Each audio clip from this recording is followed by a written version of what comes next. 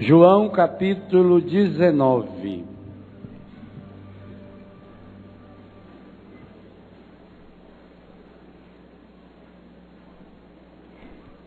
Versículos 31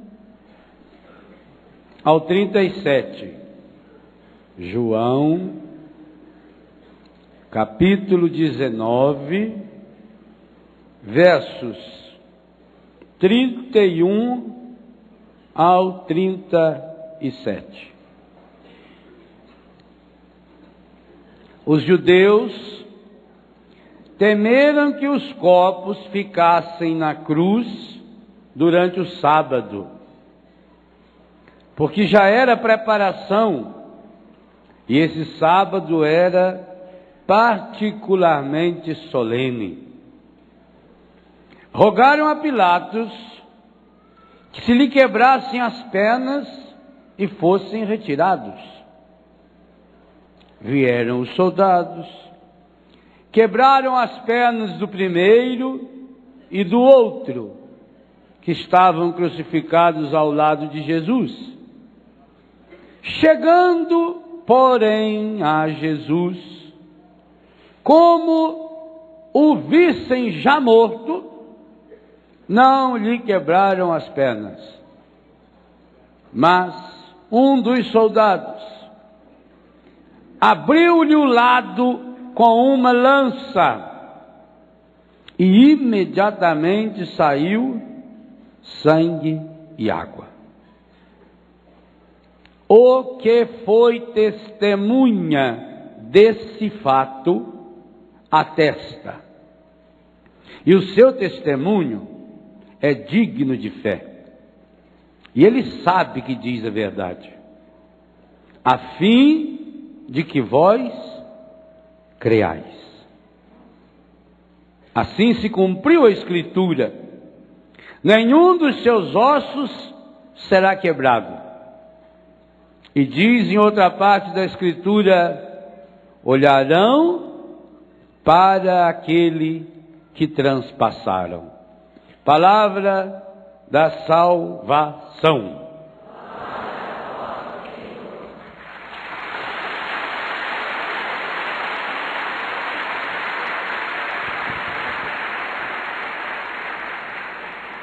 Meus irmãos, minhas irmãs, esse é um dos textos mais intrigantes de toda a Bíblia. Só São João escreveu sobre ele. E o próprio São João explica por que só ele escreveu sobre ele. Aparece entre parênteses, logo depois do versículo 34. O que viu, está no singular, dá testemunho. Quem é esse que viu, que deu testemunho? O próprio São João.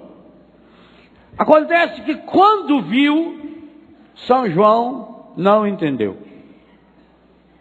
São João era um menino, por isso ele estava ali, ao lado de Maria, ao lado de Madalena, de pé, aos pés da cruz. Não pensem que ele estava ali porque ele era melhor que os outros apóstolos. Ele estava ali porque, sendo ele menino, não poderia ser preso. Do mesmo jeito que não prendia as mulheres. Mulher não servia para nada, nem para dar testemunho. Criança também não servia para dar testemunho. João era um menino. João era o caçula. Por isso que em todos os quadros da Santa Ceia, João é aquele que aparece deitado no peito de Jesus. Por isso que é para ele que Pedro, que estava sentado na cabeceira da mesa, dá sinal e pede para que ele perguntasse para Jesus quem iria trair Jesus. João viu essa cena. Ele estava de pé ao lado de Maria e ao lado de Madalena. Ele estava bem pertinho. Ele viu quando aquele soldado, e quem sabe até os soldados o afastaram, quando aquele soldado veio, quebrou a perna do primeiro quebrou a perna do segundo, e quando chegou para quebrar a perna de Jesus, Jesus já estava morto. Se já estava morto, para que eles iriam quebrar as pernas? Por que foi autorizado quebrar as pernas dos ladrões, dos crucificados? Qual é o motivo? Diz aí o versículo 31. Por ser um dia muito solene, véspera da Páscoa, com medo que os corpos ficassem na cruz no sábado, dia da Páscoa, que era um sábado solene e levava muito tempo para a pessoa morrer na cruz. Então pediram licença a Pilatos. Pediram licença para quê? Para quebrar porque quebrando as pernas, o corpo pendia, como estava preso com a mão, além do cravo, o braço era amarrado, então a pessoa não tinha apoio na perna e por asfixia morreria. Pronto, resolveria o problema. Pilatos deu autorização, até num gesto de misericórdia. Quebrar as pernas ali daqueles dois ladrões era até um gesto de misericórdia, ajudaria-os a morrer mais rápido, não ia sofrer tanto. Mas quando chega diante de Jesus, Jesus já estava morto. E hoje nós sabemos por que Jesus já estava morto, graças às revelações de Catarina Emmerich, que Mel Gibson estudou tão bem para fazer o filme A Paixão de Cristo, graças aos estudos maravilhosos feitos pelo Dr. Pierre Barbet, que investigou a fundo o Santo Sudário. Jesus na cruz morreu muito rapidamente, em 3 horas, no máximo em 6 horas de crucifixão, porque ele já não tinha mais força nenhuma, porque ele já tinha apanhado até não poder mais, porque ele já estava arrebentado, tanto que no caminho para o Calvário foi preciso pedir a ajuda de Cirineu para carregar a cruz para ele, tanto que ele caiu 3 vezes, e na terceira vez que caiu, já não teve mais forças para levantar. Jesus já chegou na cruz quase que morto, semi-morto. Por isso, quando foram quebrar as pernas, já estava morto. Para que quebrar as pernas? Já morreu. Logicamente não deveriam quebrar as pernas.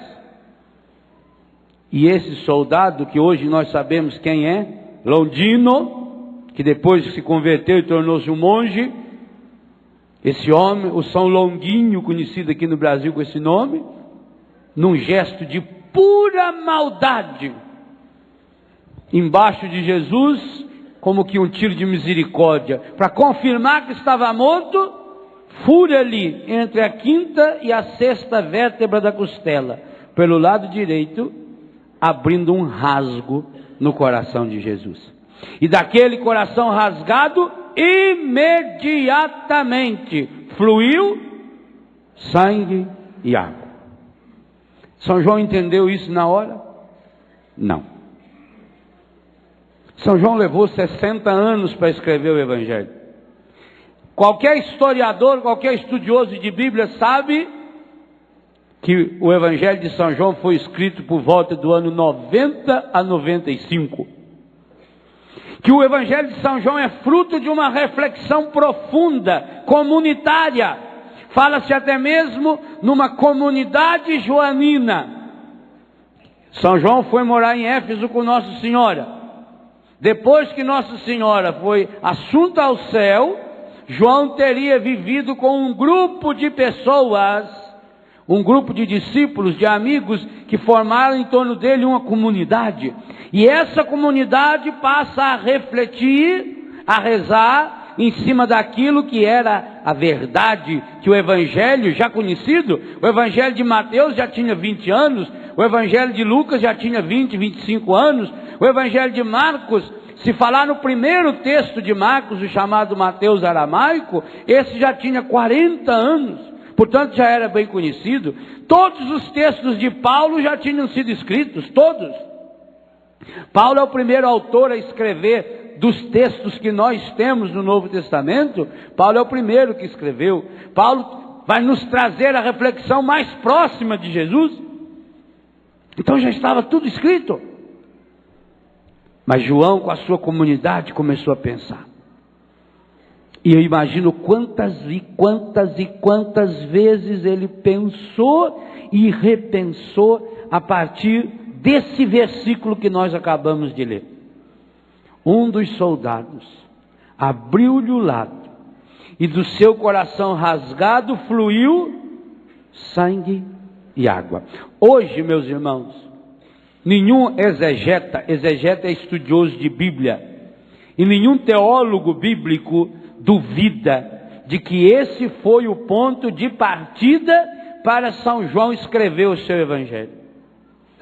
O Evangelho de João tem um objetivo muito claro, muito definido, que ele inclusive explicita aí: para que creiais, para que chegueis a ter fé. Esse é o objetivo de São João. Depois desses 60 anos meditando, quando vai estruturar o seu texto, que é muito mais do que um texto, e aí também ele diz, é um testemunho. João escreve para dar um testemunho, para testemunhar algo que só ele viu, e portanto nenhum outro poderia escrever com a propriedade que ele escreveu, do jeito que ele escreveu, e de fato nenhum outro evangelista, e nem Paulo, o grande evangelizador, chegou a captar, a aprofundar, a contemplar essa cena espetacular que São João contempla. Por isso precisava ser de fato algo que foi durante muito tempo maturado, rezado, meditado, contemplado. Hoje não se tem dúvida, João escreveu o seu Evangelho a partir do lado aberto de Jesus. Como é que nós sabemos isso? Primeiro, o Evangelho de São João tem 21 capítulos, dos quais ele gasta 8, capítulo 13, 14, 15, 16, 17, 18, 19, 7. Um terço do seu Evangelho é reservado para falar do que aconteceu com Jesus na noite de quinta-feira até sexta-feira, às 3 horas da tarde. Um terço do Evangelho. O Evangelho de João, no capítulo 13, começa assim: tendo amado os seus que estavam no mundo, amou-os até o fim. Então Jesus levantou-se da ceia, tirou a sua túnica, amarrou uma toalha na cintura e começou a lavar os pés dos discípulos. Essa cena nós na igreja repetimos em que data? Na quinta-feira, porque aconteceu na quinta-feira santa, é cronológico. Entre quinta-feira santa, que horário era? Depois das 6 da tarde. Isso nós sabemos de certeza, porque o dia terminava quando aparecia a primeira estrela. Então, quando apareceu a primeira estrela, 6, 6:30 da tarde, era a noite. Aí reuniam-se para o jantar. Aquilo que aconteceu, portanto, das 6 da tarde, menos de 24 horas, portanto, 21 horas no máximo, João reserva um terço do seu Evangelho.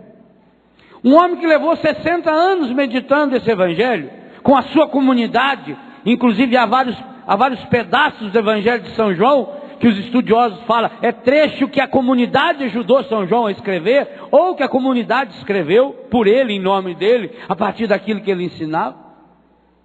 Se ele dá tanto peso a esse momento, a ponto de, num evangelho de 21 capítulos, reservar 7 para falar dessa cena, e os outros 14 capítulos, em todos eles, sem nenhuma exceção, há uma explícita relação a esse fato, a esse evento. A ideia que a gente tem é que São João desenhou um funil, uma escada que se afunila, e lá no alto dessa escada, desse funil, ele desenhou uma cruz. E ele se coloca aqui embaixo, olha para essa cruz, e por causa daquilo que aconteceu na cruz, e aquilo que significou a cruz antes, durante e depois, João reescreve a história sagrada. Olhando para o coração rasgado de Jesus Cristo na cruz, São João vai reler a Bíblia inteirinha. Como é que começa a primeira palavra do primeiro capítulo, no primeiro versículo do Evangelho de São João? Com a mesma palavra que começa o primeiro capítulo, o primeiro versículo do primeiro livro da Bíblia, o Gênesis. Observe que São João começa a escrever o seu Evangelho com a mesma palavra que o autor sagrado começou a escrever a Bíblia. Se você abrir a sua Bíblia em Gênesis 1, vai estar escrito no princípio. Se você abrir São João capítulo 1, versículo 1, vai estar escrito no princípio. João percebeu que do coração rasgado de Cristo na cruz, recria-se o homem novo, a mulher nova, o mundo novo. A grande possibilidade desse homem novo, criado segundo Deus, o que São Paulo escreveu em Efésios capítulo 3, a partir do versículo 14. Criado segundo Deus, em verdadeira justiça e santidade. O homem novo, restaurado em Deus, mais do que restaurado, que vai se restaurando constantemente à imagem daquele que o criou. Colossenses capítulo 3, versículo 8, 9 e 10. Esse homem novo nasce do coração de Jesus. Mas não nasceu somente esse homem novo. Não foi só a renovação da humanidade, não foi só a renovação do passado da humanidade, que na cruz de Jesus, no seu coração rasgado, essa lança que entra dentro do coração de Jesus, ela leva junto o passado da história, o pecado da história, o primeiro Adão e as consequências do pecado do primeiro Adão, a Eva primeira e as consequências do primeiro pecado dessa primeira mulher. O passado que entra no coração de Jesus pela flecha, e nós sabemos que a flecha normalmente contém veneno. Portanto, o passado envenenado pelo pecado, que é lançado, que é jogado no coração de Jesus, é também uma profecia. É ali que eu e você precisamos lançar, como uma lança, jogar. Uma lança que entra, que rasga. É ali que nós precisamos lançar. É ali que nós precisamos jogar a nossa miséria, o nosso pecado, o nosso passado, a nossa história, para que dali, do mesmo jeito que nasceu o homem novo, cada um de nós, renascidos por direito pelo batismo, água que fluiu do coração do Senhor, dali também aprendamos a ser homens e mulheres de corações renovados, restaurados, tocados, curados, sarados pelo Senhor. João compreendeu, repito, não na hora ele não entendeu. Na hora ele deve ter achado que foi só um gesto de pura maldade. Ele levou muitos anos. Quem não nos garante que Maria Santíssima, aquela que viveu com ele durante tanto tempo, aquela que deve ter recordado para ele aquilo que ela contou para São Lucas, que o velho Simeão tinha dito, que uma espada de dor iria transpassar o seu coração de mãe. Do mesmo jeito que Nossa Senhora contou isso para São Lucas, e São Lucas escreveu isso no prólogo do seu Evangelho, com certeza ela deve ter contado para São João. Aliás, São João deve ter estado junto quando Maria contou para Lucas tudo aquilo que aconteceu com a anunciação do anjo, com o nascimento de João Batista, com o nascimento de Jesus. Tanto que São João não escreve novamente isso, pois Maria já tinha dito, São Lucas já tinha escrito. São João foi percebendo, foi meditando, foi contemplando ali, naquele coração, o retrato de Deus. É por isso que São João é o único autor da Bíblia. Dos 35.568 versículos que tem a Bíblia católica, só tem 2 que definem Deus. E essa definição de Deus nos é dada por São João, que escreveu a sua primeira carta logo, muito próximo da época que escreveu o Evangelho, por volta do ano 90, 95, logo que está escrevendo o Apocalipse, e ele vai reproduzir.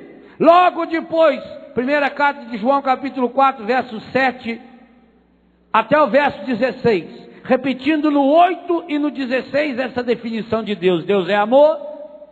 João vai falar no capítulo seguinte da primeira carta de João, capítulo 5, versículo 5, que o que testemunha esse amor de Deus é a água, o sangue e o Espírito.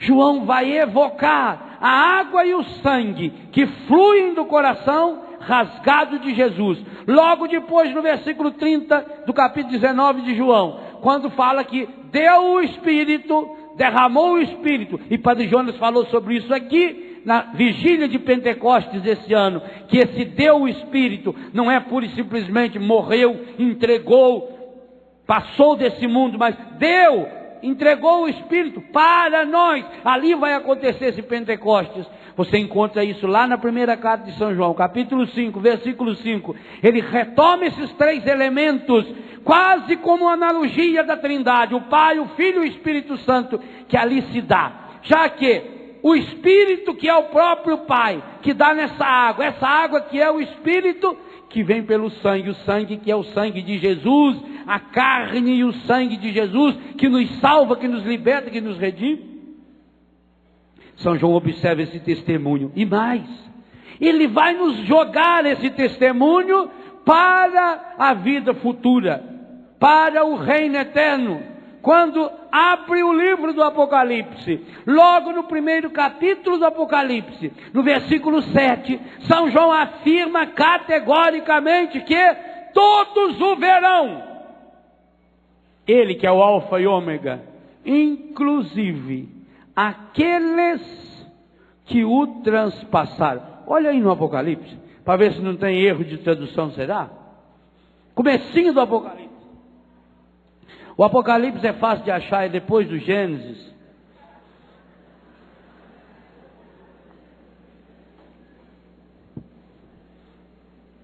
Ei-lo que vem com as nuvens, todos os olhos o verão, todos, mesmo aqueles que o traspassaram. Mas que coisa estranha. Se fosse autor diferente, a gente podia pensar que tinha alguma dúvida, algum erro. Mas é o mesmo João que escreveu. Mesmo aqueles que o traspassaram. Por nós acabamos de ler lá no capítulo 19 do Evangelista, mesmo João, que diz que ele foi traspassado por um dos soldados, verso 34, mas um dos soldados abriu-lhe o lado com uma lança. Como é que esse um soldado que abriu-lhe o lado com a lança, agora vira todos? Quem transpassou o lado aberto de Jesus? Quem é esse plural, meus queridos e minhas queridas, que aparece aí no verso 7 do capítulo 1 do Apocalipse? Ei-lo que vem, ele que é o alfa e o ômega, aquele que é, que era, o que vem, o dominador, o Senhor. Ei-lo que vem com as nuvens, todos os olhos o verão, mesmo aqueles que o traspassaram. Mas não foi um que transpassou? E como é que esse um virou multidão? Virou plural? Olha que São João repete também o olhar. Todos os olhos o verão. E olha como ele termina o versículo 37, citando o profeta Zacarias. E diz em outra parte da Escritura: olharão, é futuro e é plural, para aquele que transpassaram. Também aqui já é plural. O que São João está dizendo, meus irmãos e minhas irmãs, é que essa experiência de contemplar o lado aberto e o coração transpassado, ou traspassado, ou trespassado do Senhor, é uma experiência ou que cada um de nós temos que fazer, ou nós não encontraremos a salvação de Deus. Não é opcional. Esse versículo final, 37 do 19 de São João, no grego, e o cardeal Dom Eusébio gosta muito exatamente desse versículo no grego. No grego está escrito opsontai. Opsontai significa tem que olhar. Não tem outro jeito. Então retome sua vida hoje. Sabe por que você ainda não conseguiu vencer aquele vício? Sabe por que você ainda não conseguiu perdoar o seu pai e sua mãe, mesmo compreendendo que eles eram pobres, não era por culpa própria? Sabe por que você ainda não conseguiu vencer essa impureza, esse adultério? Sabe por que você ainda está há 10, a 20, a 30 anos tomando esses remédios e cada vez tornando-se uma pessoa mais deprimida?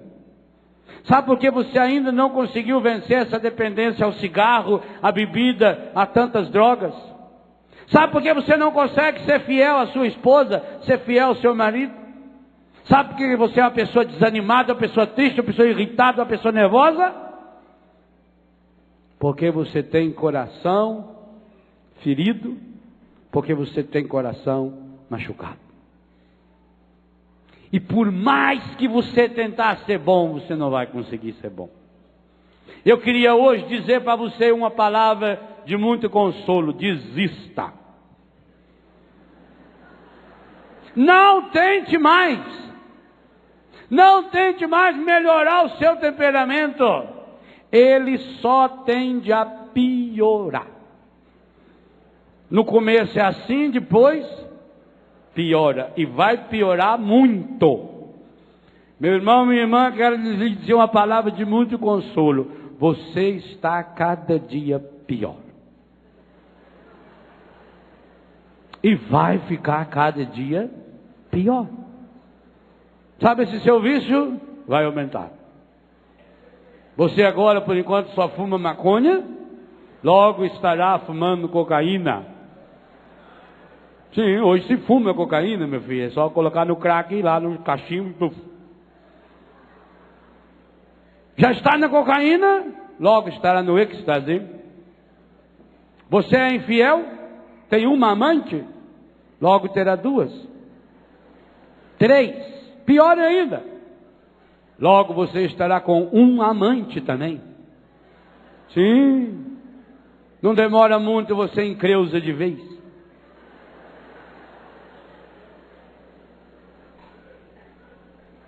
E é real isso que eu estou falando. Você não tem conserto. Você já está com o seu decreto de inferno assinado. Sim, você aqui em casa também. E além disso, tem um bando de encardido trabalhando muito para que você execute esse processo. E alguns estão já desanimando. A gente desanima, não adianta mais. Não é assim? Vai desanimar mais. Por quê? Porque você está tentando mudar as coisas de fora para dentro. Porque você está combatendo o adultério. Porque você está combatendo esse espírito de homossexualidade. Porque você está combatendo esse espírito de roubo. Porque você está combatendo o vício. Você está brigando com a pessoa errada. Lembra de Dom Quixote? Você está lutando contra moinhos de vento. Quanto mais você combater essas bobagens, pior. você vai ficar... Primeiro porque não vence, que essa coisa se reproduz pior do que o pernilongo. Segundo, porque a hora que você acabar com um, já tem uns 28, 29 na fila esperando para você. Quando você eliminar um vício, normalmente já tem uns 35 na fila esperando para entrar. Aquele igualzinho banheiro de rodoviária, tem fila. Você, e muitos já desistiram, inclusive.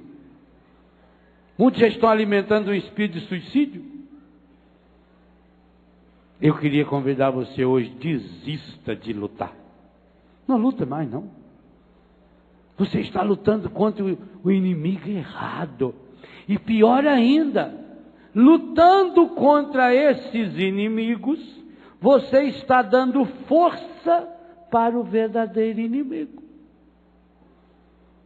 Porque na hora que eu começo a brigar com o fulano e dizer que ele não presta, eu estou brigando contra os defeitos dele. Mas ao falar que ele não presta, eu já estou cometendo mais um pecado pior que os defeitos dele. E esse meu pecado vai dar força para o demônio. Meus irmãos, minhas irmãs, hoje, a Canção Nova reservou esse dia para que a gente tivesse a coragem de segurar firme na mão de Londrino e mergulhar toda essa miséria no coração rasgado de Jesus. Esse é o único segredo, essa é a única possibilidade. Jesus não diz, eu vou mostrar um caminho, só tem um, e esse caminho é o coração rasgado de Jesus Cristo na cruz, e isso a igreja vem ensinando desde o ano 156, e nós não aprendemos ainda.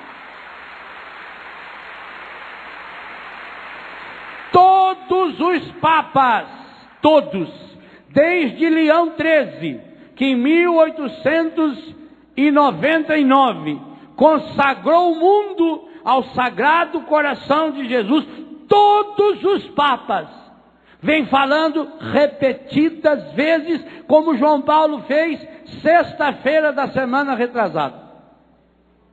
Vem consagrando e retomando. É preciso mergulhar o mundo no coração de Jesus. Qual foi o grande pedido que o Papa fez agora na festa do coração de Jesus, sexta-feira da outra semana que passou? A santificação dos sacerdotes. Pois ele mesmo escreveu uma carta que o mundo precisa de padres segundo o coração de Jesus. Você precisa de padre, imagina então de madres, imagina de freiras, imagina de compadres, de comadres, de pai, de mãe, de jovens. João Paulo II está percebendo que é preciso ir lá na fonte dessa igreja, que está sendo geradora de pecados e tristezas. Não adianta mais, você está perdendo tempo, perdendo força, nós perdemos tempo, nós perdemos forças, brigando com os inimigos errados. É preciso ir lá na origem. Por isso, origem é Gênesis. Por isso, São João vai reescrever a história humana a partir desse evento salvífico, que é o coração rasgado de Jesus Cristo. Por quê? Porque aí Deus acolhe a miséria da humanidade e paga centavo por centavo dessa miséria com a sua misericórdia. E paga centavo por centavo do seu pecado com o seu perdão. Não tem outro jeito. Enquanto nós não mergulharmos todo o nosso ser, toda a nossa miséria, toda a nossa doença, toda a nossa fraqueza, todos os nossos vícios no coração de Jesus, nós não seremos homens e mulheres de corações novos. O mundo sabe disso. Por isso o mundo diz que você precisa de inovações. E você está sempre inovando no visual, Mulherzada, então, compra tinta até não poder mais. Pinta o cabelo de verde, de vermelho, de cor de abóbora, que beleza. Alguns ficam beleza demais. Outros ficam medonho demais. Tanto faz. Eu louvo muito a Deus as feias que existem no mundo. Isso é um consolo para o celibato, é uma força. Você louva, obrigado, Pai. Deus existe e eu posso tocar. Isso é uma beleza. É bacana quando você vê uma pessoa feia que sabe se enfeiar mais ainda. Isso é muito bacana. Inclusive, quando você for tirar um retrato, tira o retrato ao lado dessa pessoa. Todo mundo fala, nossa, como você está lindo. Ao menos ajuda. Você está meio gordo, tira a foto ao lado de alguém mais gordo ainda. Fala, nossa, você está tão magro aqui. Fala, parece só, mas... Então tem muita vantagem. O mundo quer inovações, inova o cabelo, faz plástica, põe botox, fica aquela cara assim, com a coisa medonha, parece a cara da Hebe, aquela coisa. Que tudo, é só pôr uns marimbondos para morder que você fica. Muda tudo. Faz uma geral, faz peeling, faz tudo. Só que não tem botox para o coração. Não tem plástica que muda um coração enrugado pelo pecado. Não tem mágica. Eu já contei para vocês o velhinho que levou o filho dele para fazer o alistamento militar. O velhinho tinha já 60 e tantos anos quando nasceu o rapazinho dele. Ele casou depois, né? Morava lá na roça, lá do Biguá. Nunca tinha ido na cidade. Quando chegou o alistamento, tem que levar o menino para alistar. Aí levou na cidade. Levou o rapazinho. Eles ficaram encantados com a cidade, nunca tinha visto cidade, coisa bonita. Aí foram com o endereço na mão, perguntando, já informaram. Só olha, naquele prédio lá é o Ministério do Exército. Lá vai ter que alistar o rapazinho. Aí chegaram lá, o mineiro chega sempre anda a hora. Chegaram umas 10 horas, aí abria às 2. Aí a moça falou, abre 2 horas. Mas nós senta, nós espera aí. Sentaram no sofá lá, ficaram olhando. Que salão bonito. De repente viram um elevador. Nunca tinha visto aquilo. Aí falou, meu filho, será que é aquela máquina lá? Eu sei lá, pai, eu nunca vi um trem daquele. Aí de repente chegou uma veinha. A veinha veio, parou, falou, vai lá, olha. Aqui a veia, ela vai entrar na máquina. Ela tem umas luzinhas acendendo. Aí abriu a porta do elevador, a velha entrou. Falou, olha lá, pai, ligou, pai. Olha lá, meu Deus, é 1, é 2, é 3. Nossa, está funcionando.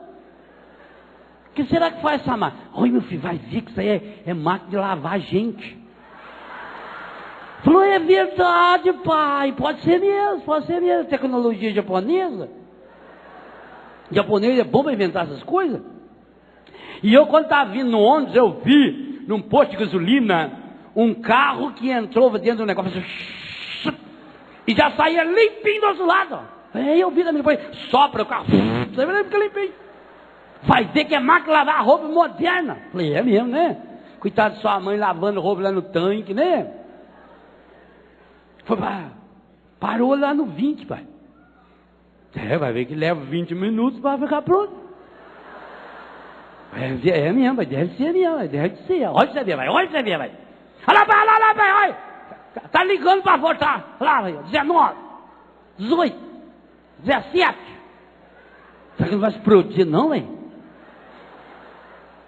Tá quase chegando, 3. Quando deu no 0, abriu a porta. Saiu Ana Paula Arósio. Em pessoa. De calça jeans, camiseta branca, cabelo meio preso que é assim. Ele olhou nela e falou, meu filho, vai buscar sua mãe e traz imediatamente aqui. Ô máquina abençoada.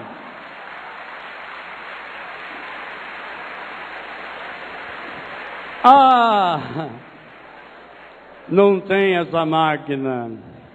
Não precisa o senhor ficar satisfeito, não. Porque senão era o senhor que ia para dentro dessa máquina hoje. senhor também está escangalhado. Não existe essa máquina. Pode ser até que exista uma máquina que faça por fora. Dá uma esticada lá, pinta o cabelo, põe zóio de plástico na pessoa, põe lente de contato,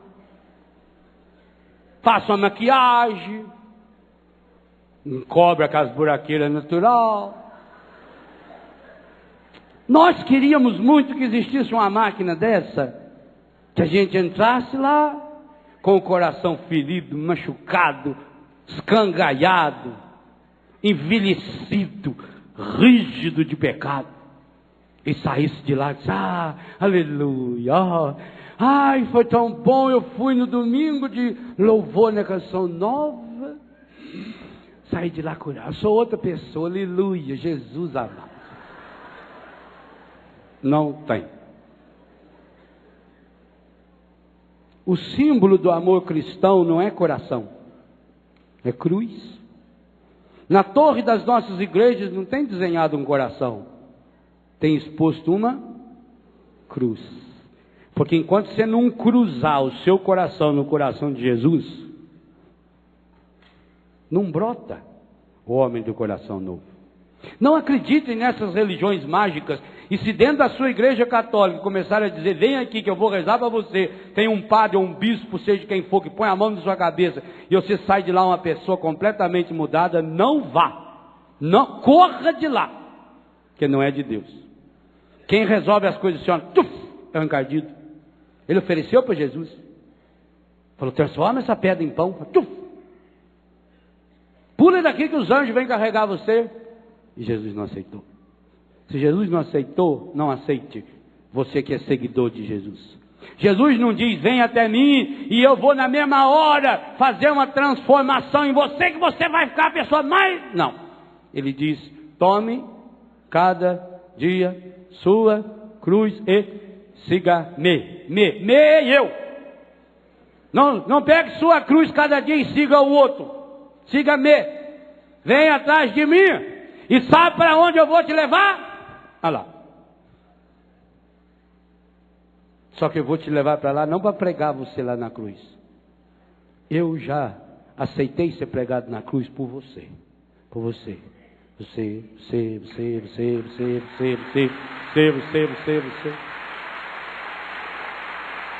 Mas se você não fizer essa experiência pessoal, como Paulo nos ensina em Gálatas, logo no início de sua carta, no capítulo 2, versos 19 e 20, não sou eu quem vive, é Cristo que vive em mim.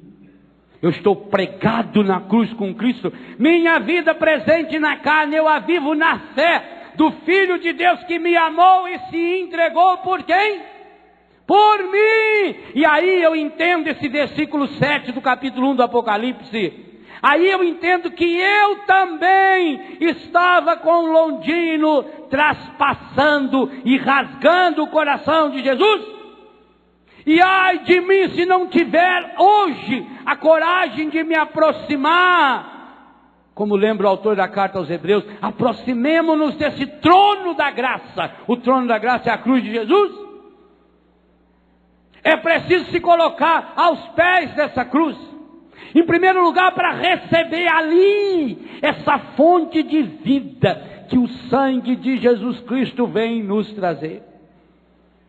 Mas também esse banho de regeneração, como escreve São Paulo a Tito e a cada um de nós, esse banho de regeneração, essa água viva que é o Espírito Santo, que pode nos lavar de todas as nossas imundícies, como nós vamos meditar na segunda pregação dessa manhã.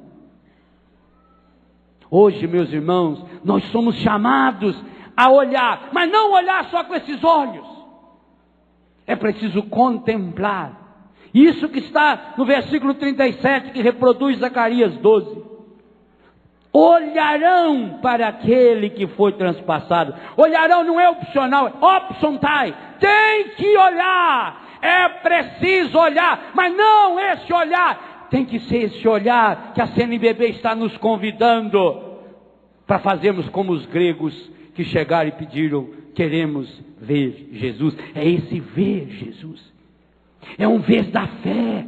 É um enxergar esse Jesus para que eu possa me enxergar. João Paulo II diz isso. Enquanto não contemplar o coração de Jesus, o ser humano não conhece quem é Deus, não se conhece, não conhece o plano e o projeto de Deus a respeito do mundo e não encontra a resposta, o caminho que possa levar e que leva de fato o ser humano para essa vida plena.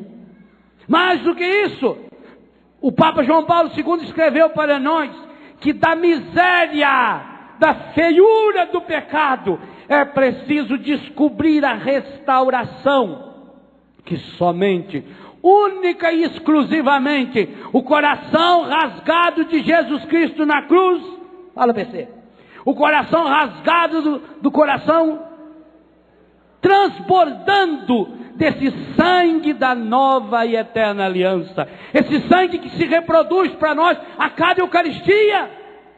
Meus irmãos, que coisa impressionante. Quando em Lanciano mandaram a NASA estudar aquele 5 coágulos de vinho transformado em sangue, e aquele pedaço de carne que está lá há 13 séculos, exposto para o mundo ver. Duas coisas que me impressionaram nas descobertas da NASA. Maior autoridade em ciência do mundo é a NASA. Aliás, como eu escrevi no meu livro Experienciar Milagres, eu queria que a ciência tivesse a humildade que tem a igreja. A igreja é humilde. A igreja pega os seus milagres e manda a ciência examinar para ver se é verdadeiro. E aceita a palavra da ciência. Por que a ciência também não pega as suas descobertas e entrega para a igreja saber se é moral, se é ético, se é correto, se é santo? Devia fazer. A igreja ensina a ciência, porque além de ter fé na ciência, é preciso ter ciência na fé. Duas descobertas fabulosas entre todas de Lanciano. Primeira, que aquela hóstia que virou carne é um pedaço do milho, que é milho e que é cardio. Não é meu não, milho não é meu italiano não. Milho. Não tem nenhum médico aí não, nenhum enfermeiro, ninguém que estudou biologia, ninguém que está se preparando para o vestibular. Ô, escolinha fraca, não. Milho significa, muito bem, doutora, me salvou, músculo. Toda vez que você vê essa palavra milho em medicina, significa músculo. E cardio, então não é só um coração, é o músculo que reveste o coração. E por que músculo? Músculo é a parte mais forte do nosso corpo, sabia? Tanto que parece que o dente é mais forte, não é? A língua é mais forte que o dente. Sim, tem gente que perde os 32 dentes e continua com a língua. A língua é músculo, é firme. E algumas então é impressionante o tanto que é forte. Forte e longa. Alguns impressionam. A católica que não precisa ir à missa, de casa ele comunga.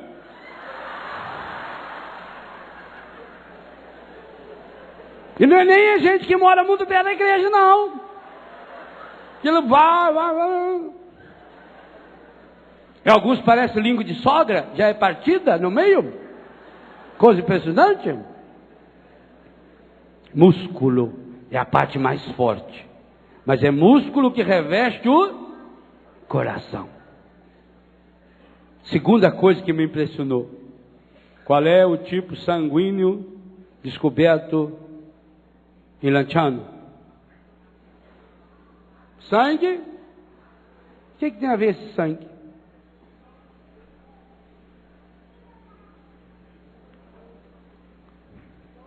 Olha que coisa bonita essa menina falou. O sangue AB é aquele que pode receber o sangue de todos, de qualquer um, inclusive o meu e o seu. Você tem o sangue ruim? Você está com uma doença no sangue? Você tem um vírus no seu sangue? A ciência diz que o sangue de Jesus, sendo AB, pode receber esse seu sangue contaminado, esse seu sangue sujo, esse seu sangue cheio de colesterol, cheio de triglicérido, cheio de gordura, cheio de açúcar, cheio de porcarias. Só tem um jeito para você fazer a purificação do seu sangue contaminado por esse vírus, por essa bactéria, por esse protozoário, seja lá o que tem aí dentro. Só existe um jeito.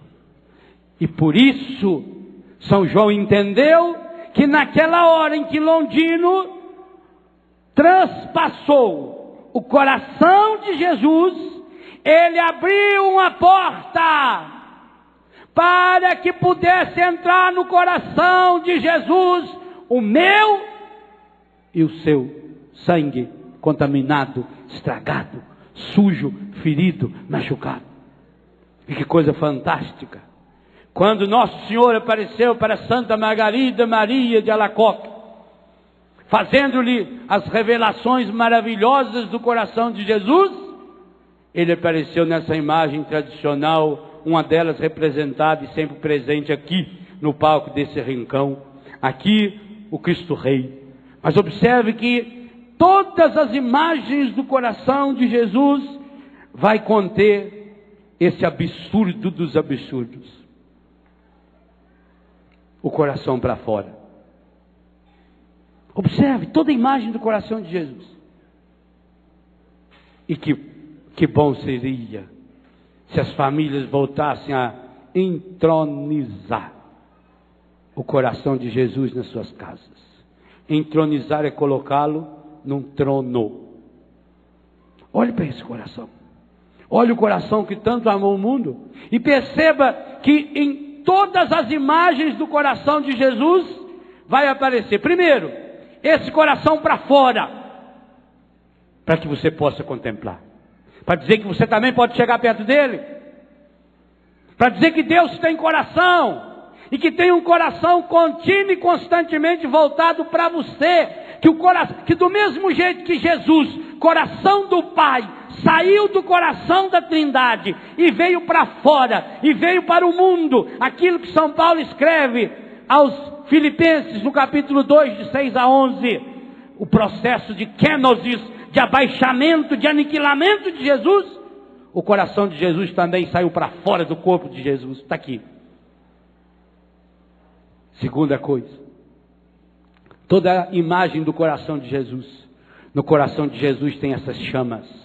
Esse fogo. O fogo do Espírito Santo. Essa fornalha ardente de caridade. Esse fogo que Jesus diz que veio trazer à terra, e como quer e deseja que esse fogo se acenda, se alastre, a ponto de bombeiro nenhum no mundo poder apagá-lo. Mas toda a imagem desse coração tem também uma cruz, para dizer para mim e para você: traga sua cruz, pegue sua cruz cada dia, a cruz que você estiver vivendo hoje, e traga, e enfia essa cruz no meu coração, porque toda a imagem do coração de Jesus tem também essa marquinha lateral do lado direito do coração rasgado. Essa chaga aberta pela lança de Londrino continua aberta pela misericórdia infinita de Deus, para fazer chorar aí na sua vida, na minha vida, os raios da divina misericórdia. Quinta, toda a imagem do coração de Jesus tem essa coroa de espinhos que circunda esse coração. Significa o meu pecado e o seu, que nós precisamos enfiá-lo no coração de Jesus. Não tem outra coisa a fazer. Oh, meu irmão, minha irmã, não leva mais o seu pecado lá para aquele boteco. Não leva mais o seu pecado para aquela zona. Não leva mais o seu pecado na casa da vizinha. Tem um lugar que você pode enfiar o seu pecado. No coração de Jesus. Manso, humilde, sereno. É aqui que você precisa aprender cada dia, a cada minuto. João Paulo II fala que esse devia de ser o livro sempre aberto diante de nós, na hora das nossas dores. Ou Cristo crucificado, porque dele sempre nós vamos ver esse coração rasgado, ou essa imagem do coração de Jesus, fazendo jorrar para nós aquilo que o Papa Pio XII releu no capítulo 12 do profeta Isaías. Vocês vão beber com alegria das fontes da salvação. Hoje é o dia de cada um de nós recolher a miséria que nós somos. Não ficar culpando os outros. Nós vamos meditar sobre isso ainda hoje. Não ficar espalhando. Nós aprendemos pelo encardido a espalhar nossa miséria. Eu quero pôr culpa, eu quero achar um culpado para a minha miséria, para o meu pecado, para o meu vício. Então eu boto a minha culpa na minha mãe, no meu pai, na minha avó, no meu primo, naquela professora que não gostava de mim, naquele patrão que me mandou embora, naquele fulano que tomou meu emprego, naquela moça que tomou meu namorado. E eu fico espalhando a minha miséria, achando culpados, e com isso eu vou me despedaçando. E aí nem Jesus pode fazer nada, porque Ele não nos violenta. Ele diz: eu estou à porta e bato. Se você abrir, eu entro. Dá-me teu coração. Hoje, olhe para o coração de Jesus e diz: Senhor Jesus, nesse domingo, último domingo do mês do coração de Jesus. Eu me lembro com emoção quando menininho, 8, 9 anos, todo mês de junho, eu participava da coroação do Sagrado Coração de Jesus. Lá no Biguá era bonito. Mês de maio as meninas coroavam Nossa Senhora. Mês de junho, os meninos. E eu com meu terninho branco. O Toninho do Xavé subia para coroar o coração de Jesus. Como nós precisamos ensinar nossas crianças a levar a sua miséria, a sua fraqueza para o coração de Jesus. Como a senhora que sofre tanto com seus filhos, com seu esposo. O senhor que sofre tanto com sua esposa, com seus filhos, com seus pais. Você que sofre tanto a cruz do alcoolismo, das drogas, do desemprego, das doenças. Você que está deitado nessa cama há tanto tempo, sofrendo e quem sabe até tentando encontrar uma justificativa, e nesse processo até se revoltando contra Deus. Por que essa doença? Por que essa infidelidade? Por que essa infelicidade? Junte seus pedaços hoje. Canalize os seus pedaços. Estragados? Não tem problema. Canalize cada um deles. E mergulha-os nesse coração. Põe a mão no seu peito. Eu sei.